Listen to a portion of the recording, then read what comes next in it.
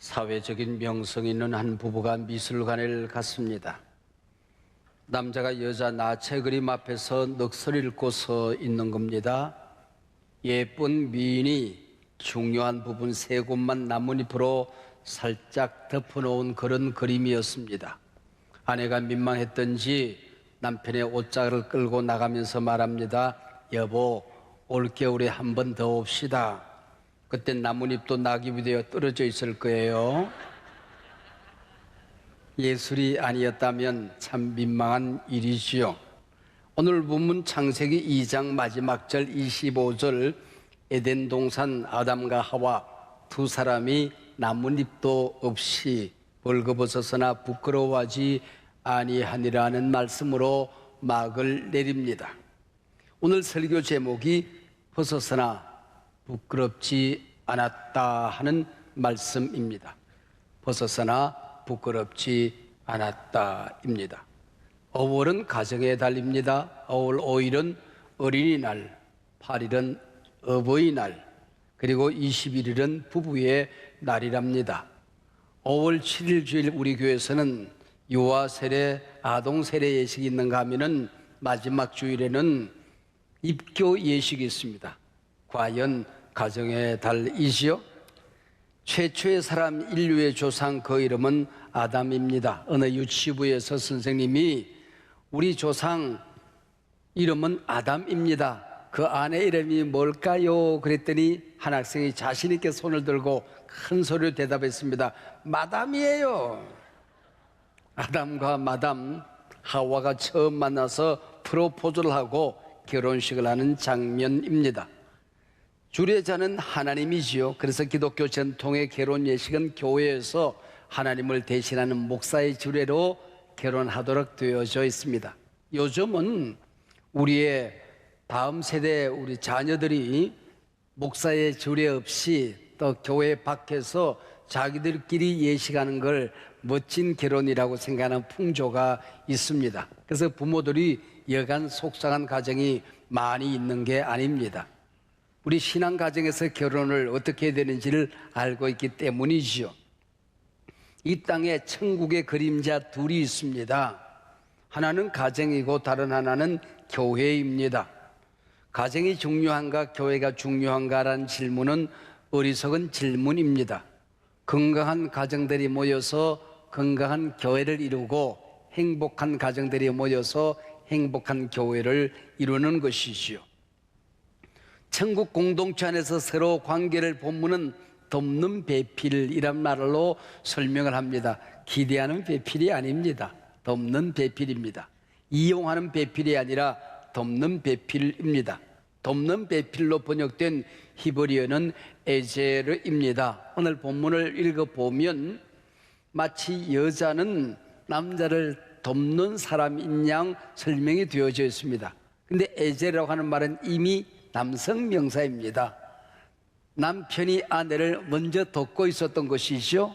그때 여자를 만들어서 역시 돕는 또 다른 에제르를 만들었으니 그가 여자다 그런 얘기입니다. 구약 성경에 이 에제르라고 하는 말이 36번 정도 나옵니다.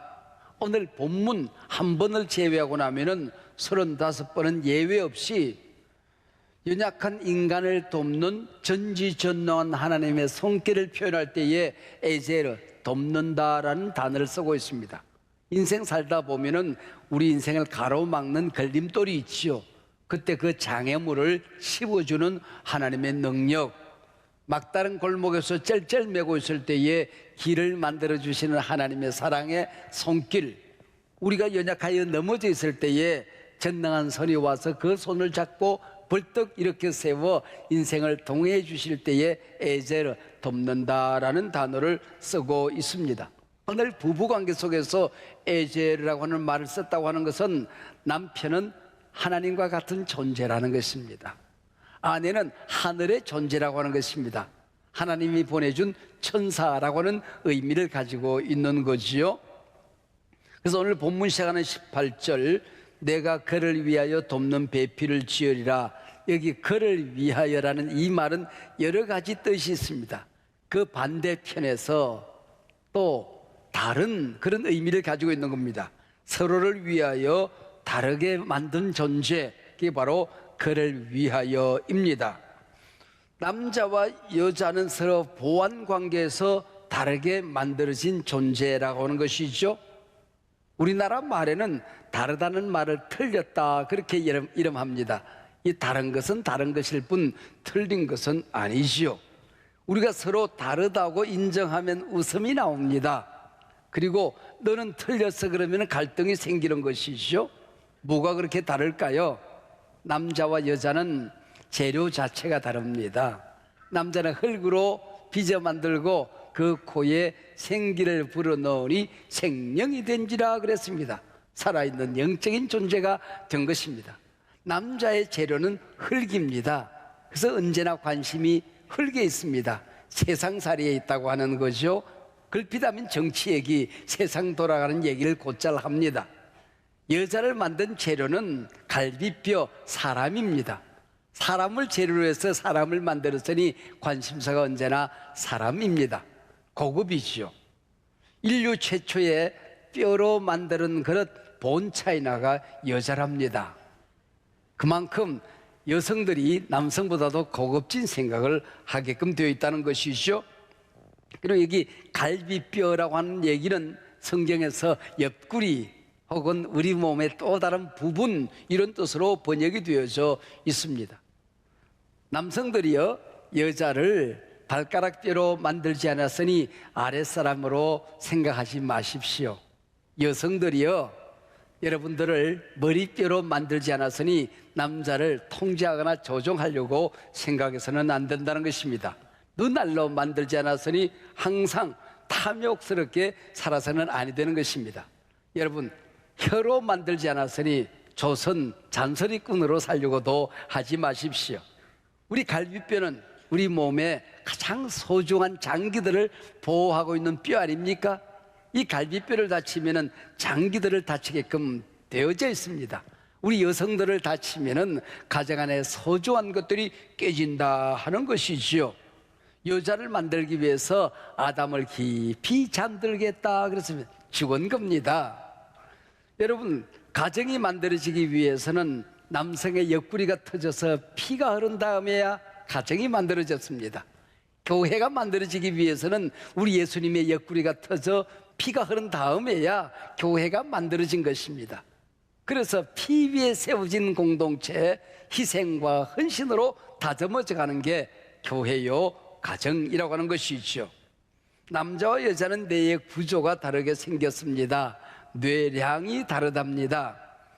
그래서 여성들은 다중 기능이 가능합니다. 한 번에 여러 가지 일을 할 수가 있다고 그래요. 남자는 다중 기능이 불가능합니다. 껌 씹으며 계단 내려오기가 불편한 게 남자랍니다. 여러분 한 가지 일밖에 못하는 게 남자라고 그래요. 화가 나거나 갈등이 생기면은 여자는 입에서 저절로 말이 튀어나옵니다. 근데 화가 나면 남자는 버럭 외에는 논리적인 말이 불가능하다고 하는 것입니다. 이유가 있습니다. 갈등이 일어나거나 마음이 불편하면은 여성들은 편도체가 환하게 열려요. 준비 안 한 말들이 축축축축 쏟아져 나옵니다. 논리적으로 쏟아져 나옵니다. 근데 남성들은 화가 나면은 분노가 차오르면 편도체가 막혀버립니다. 평상시에 하던 말들도 생각이 안 납니다. 그래서 소리만 지르게 되는 것이고 인격적으로 다듬어져 있지 않는 남자는 주먹까지 왔다 갔다 하는 겁니다. 여러분 이게 남자와 여자의 또 다른 점이라고 하죠. 성대 기능이 달라요. 여자들은 이 목구멍이 날렵하게 생겼습니다. 호흡이 별로 필요 없습니다. 입만 열면 말이 쏟아져 나옵니다. 근데 남자들은 이게 저 복식호흡을 해야 겨우 말이 나올 만큼 이 울림통이 굉장히 크게 생겼습니다. 여자들은 말을 해야 에너지가 생기고 남자들은 말을 하면 에너지가 빼앗긴다지요. 남자와 여자 눈의 기능이 다릅니다. 염색체가 다르지 않습니까? 여자들은 XX 그리고 남자들은 XY입니다. 여성들이 운전해서 목적지에 도착하면 길가에 뭐가 있었던 걸 다 압니다. 근데 남자들은 목적지에 도착하면 본 거라고는 앞차밖에 없습니다. 여러분, 눈이 이게 안 되는 거예요. 아침마다 손수건 어디 있어, 장롱 문 열어놓고 양말 어디 있어 소리를 지릅니다. 냉장고 문 열어놓고 요구르트 하나를 못 찾습니다. 요구르트 어디 있어? 그러면 여자가 와서 당장 여기 있잖아 이 멍청아, 그러고 찾아줘요. 여러분, 여자들의 눈썹 위에는 다 본다 내비게이션이 장착되어 있습니다. 한 번에 전체를 딱 스크린을 합니다. 그러면 어디에 무엇이 있는지를 금방 알게 되는 것이죠. 저도 아침마다 요구르트 하나 먹으려고 그러면 멍청이 소리를 들어야 제가 하나 찾습니다. 금성에서 온 남자, 화성에서 온 여자, 함께 만나 이 땅에 살아가는 게 가정이라고 하는 것입니다. 서로 다른 두 사람, 남자와 여자가 하나님의 주례 안에 결혼을 했습니다. 어떻게 살았을까? 이 에덴 동산 지구촌에 남자 한 명, 여자 한 명이 살았으니 한눈 팔지는 않았을 것 같고, 부부싸움을 했을까 안 했을까? 오늘 본문 성경은 임팩트 있게 한마디로 이렇게 말합니다. 아담과 그의 아내 두 사람이 벌거벗었으나 부끄러워하지 아니하니라. 감출 것도 없습니다. 훈장 달고 계급장 달고 들어가 살지 않았습니다. 저는 목사지만은 집안에 들어가서 목사 가을 입고 살지 않습니다. 서로 벌거벗었으나 부끄럽지 않은 게 바로 그것이 가정입니다. 서로의 약점과 허물이 부끄럽지 않았습니다. 실수할 수 있습니다. 그러나 그것 때문에 불편하지 않은 관계가 가정이라고 하는 것이죠. 허물과 약점이 자꾸 보이면 지옥이 되고, 실수와 허물이 가려지면 천국이 되는 겁니다. 서로의 단점이 보이면 지옥이 되고, 장점이 살아나면 천국이 되는 것입니다. 비판과 지적질이 난무하면 지옥이 되고, 칭찬과 격려가 되살아나면 천국이 되는 것입니다. 인간은 언제부터 벌거벗은 것을 부끄러워하기 시작했을까요? 선악과를 먹고 나서부터입니다. 선악과, 이름이 재밌지 않습니까? 지금까지는 상대의 좋은 점, 장점, 아름다운 점이 보였습니다. 그러나 선악과를 먹고 나니 선악이 보이기 시작한 것입니다. 좀 더 엄격하게 말하면 장점은 안 보이고, 단점이 잘한 것은 안 보이고, 실수가 선은 안 보이고, 악이 보이는 나무가 선악과라고 하는 것이죠. 그 순간 자기 자신이 부끄러워지기 시작하는 것입니다. 상대방의 실수가 부끄러워지기 시작하는 것입니다. 그게 바로 선악과라고 하는 것이죠. 여러분, 하나님도 나를 구원하는데 의롭게 만들어서 구원하지 않았습니다. 의롭다고 일컬어서 justification입니다. 그리고 의롭다고 말씀하시고 나를 하나님의 자녀 삼으신 것이죠. 아담과 하와가 몇 살 정도로 만들어졌을까 궁금합니다. 여러분, 아담과 하와는 어린아이로 만들지 않았습니다. 노인으로 만들지 않았습니다. 결혼할 수 있는 청년, 장년, 정년기로 만들었다 하는 것이지요. 여러분, 부부가 다 성인으로 만났으니 서로 뜯어고쳐서 살려고 하지 말아야 됩니다.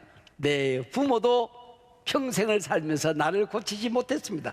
여 모양으로 하나님이 또 우리 부모도 여 모양으로 나를 만든 겁니다. 여러분, 고를 때 잘 골랐어야죠.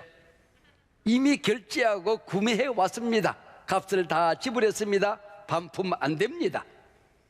서로 인정해주고 덮어주고 살아가는 것입니다. 사랑하고 덮어주면 언젠가는 자신이 깨닫고 고치는 날도 있는 것이죠. 이 세상의 남자들 가운데 잔소리에 바뀐 사람이 누구 있으며, 이 세상의 여성들 가운데 남편의 구박에 바뀐 자는 누구입니까? 말싸움에서 이기면 상대를 굴복시키고 나면 바뀌리라고 착각합니다. 여러분, 말에는 각인의 능력이 있어서 가슴 깊이 상처로 각인되어지고 서로 상처만 끌어안고 살아가게 되는 것입니다. 인정하고 하나님 만들어주는 모습 그대로 받아주고 칭찬하고 격려하면 서로 바뀌어지게 되는 것입니다. 가능한 말을 적게 하려고 입을 꼬매고 인내하는 동안에 서로 바뀌어지고 아름답게 만들어져 가는 것입니다. 제가 목사입니다. 제 눈에 우리 장로님들, 우리 교인들의 약점이 보이기 시작하면 나는 불행한 목사가 되는 것입니다. 우리 교인들 눈에 담임 목사의 약점이 자꾸 보이기 시작하면 행복한 결혼 생활은 그날로 끝이 난 것입니다. 내 부모의 약점이 보이면 존경이 사라집니다. 고마운 마음이 없어집니다. 자식의 못난 모습이 자꾸 내 눈에 들어오면 섭섭증이 생깁니다. 불행한 부모가 되어버리고 마는 것입니다. 아담과 하와 두 사람이 벌거벗었으나 부끄러워 아니하더라. 만고불변의 진리요 가정에 대한 정의입니다. 가정은 호텔 같은 방이 없어도, 고급 스위트룸에 침대가 없어도, 값비싼 보석이 없어도, 최고급 미슐랭 음식이 없어도, 높은 집이 없어도, 빛나는 학위가 없어도 서로 소중하고 존중히 여기면 사랑하는 마음, 감사한 마음, 축복의 마음이 되살아나면 그 가정은 천국이 되는 것입니다. 나이가 들어가면서 가장 소중한 것이 평안이요 화평이다 하는 생각을 하게 됩니다. 다투는 여자와 크고 화려한 집에 사는 것보다는 차라리 움막에서 살겠다. 지혜서 잠언서에 나오는 21장 9절의 말씀입니다. 항상 다투면서 잔소리 들으며 살아가는 것보다는 19절 광야에서 혼자 살거나 사자와 살고 싶다 그랬습니다. 19절 말씀입니다. 여러분, 남자는 머리고 여자는 몸이라고 그러지 않습니까? 머리 그거 별로 대단한 것 아닙니다. 남자들 폼 잡지 말고 여성들 너무 무시하지도 마세요. 여러분, 남자가 머리라고 그러지만은 사실은 몸 가운데 첫 번째가 목인데, 목 돌아가는 대로 머리는 따라보게끔 되는 것입니다. 여자 학이 나름이라는 거죠.